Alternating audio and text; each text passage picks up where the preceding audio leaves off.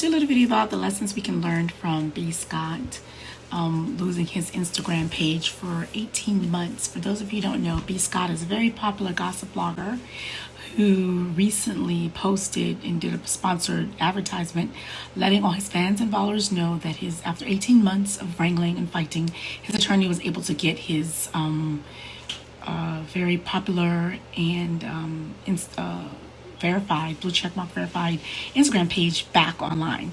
So let's discuss what happened.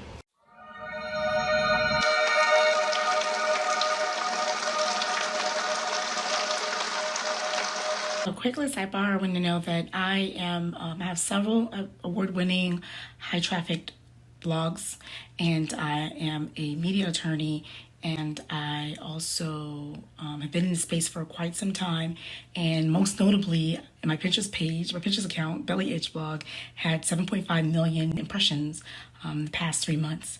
And so I know what I'm talking about. Been in this space for a while, so I found like I have to do disclaimers and preface my videos with some knowledge of like why I'm knowledgeable in this area, because I don't think I get the benefit of doubt of being knowledgeable right away, and I forget that.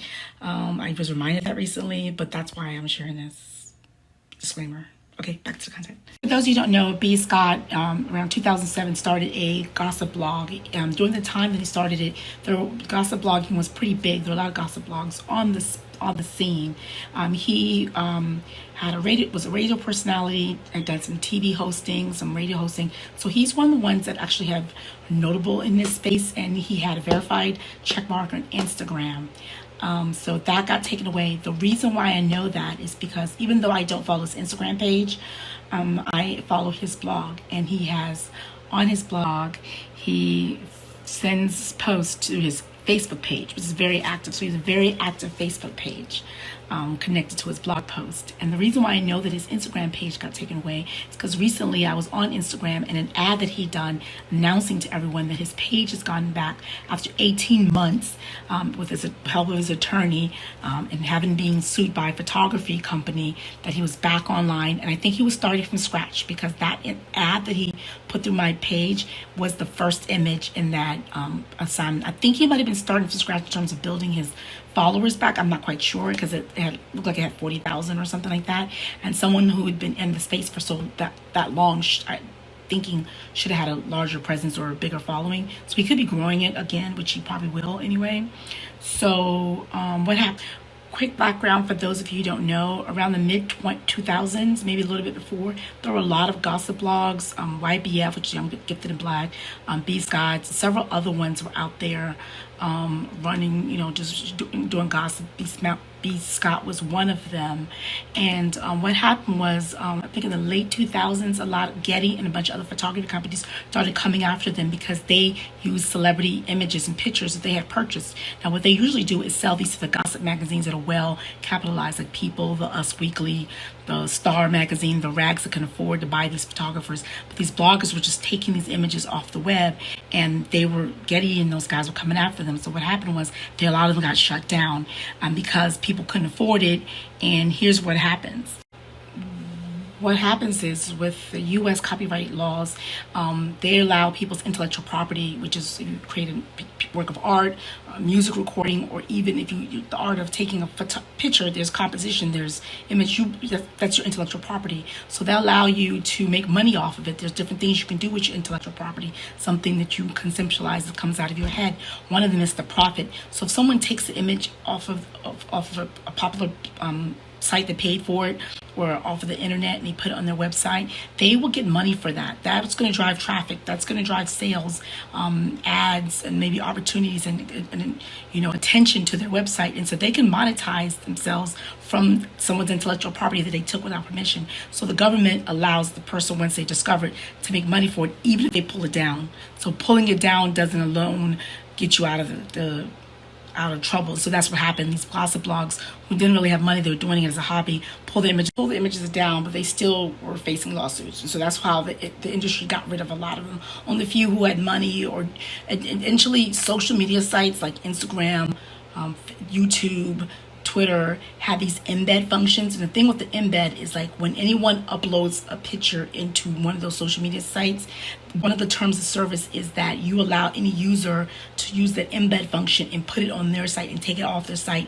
long as it's embed. So a lot of people just got around that. So that industry kind of like lost money. It was really expensive for Getty to go after these small people who didn't have money. So they decided they're not even going to fight them anymore. So that era is gone.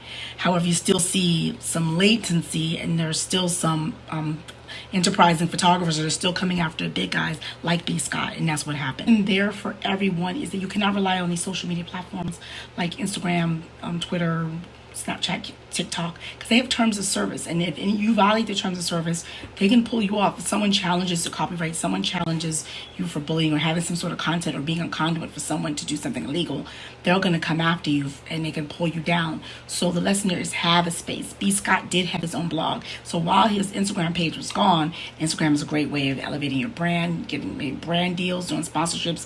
He still was able to connect and stay connected with his following through his blog. So that's why it's always good to have a blog. And quick sidebar back to the social media platforms. While they do allow you to take pictures using the embed function, which is great for our industry, they can also take you down, which is bad for our industry. Through all of this, they're protected because there's this thing called the Digital Millennium Copyright Act, which gives them what's called safe harbor. And that's why you may or may not have noticed that if you upload a video, an album into Instagram or into YouTube, and it has the sound or music of a copyright owner, they've embedded these new technologies that would automatically detect the songs and will block off the music or pull the video down. And that's what they did. That is how these platforms were able to broker a deal with the recording industry, knowing that their conduit, their platform, was a means for people to infringe on their copyright. So one of the things they did is say, we're going to imply this software that's going to pull the copyright off. And in terms of YouTube, they may leave it up there and then say, we'll just share the revenue that comes from this video using this music that's using this video that's using music from a copyright owner. So they'll share it. So I have several like that. I kind of gave up on YouTube altogether. I'm in and out.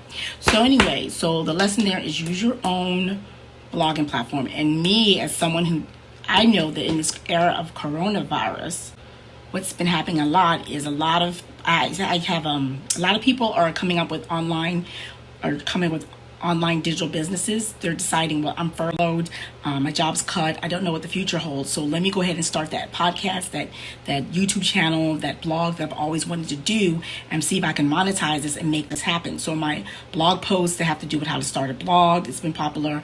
I've sell podcast templates for people who start like marketing and legal agreements for people who have podcasts. So those templates are flying off the shelves. And then also I coach people who want to start blogs or vlogs or YouTube channels. So I've had coaching sessions with people who are starting podcasts or people who are starting blogs. And also I have a stock photography company. So people who are starting blogs know they need a library of stock. So I've sold several of the stock photography databases during this time. So all of my content related to people starting blogs, vlogs, YouTube channels, podcasts are really, really doing well, because that's great for me, but it's also good to know that people are aware that they cannot rely on these social media platforms as hubs, because they can get pulled down in a second, and they need to have their own channels, and they need to have their subscriber list and be able to connect with their customers, grow a following, establish that know, like, and trust factor, make sales, develop a community. So there you go. That's what happened with B. Scott. There's lessons to be learned there. If you're interested in any of my stuff I mentioned during this video, you can check down below in the note section. See you later.